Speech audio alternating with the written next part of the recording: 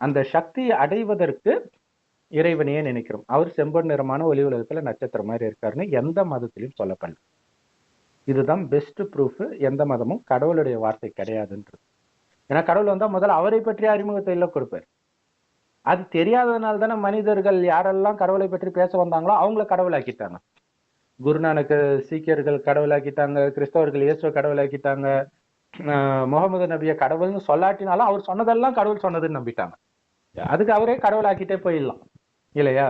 சரி, அப்ப கடவுள் இறுதியில வர வந்து சொல்றாரு, செம்பொன் நிறமான ஒளி உலகத்தில் நட்சத்திரம் மாதிரி நான் மட்டும் இல்லை, நீங்களும் இந்த பூமியில பிறக்கிறதுக்கு முன்னாடி நட்சத்திரம் மாதிரி அங்கதான் இருந்தீங்க ஆத்மாக்கள்.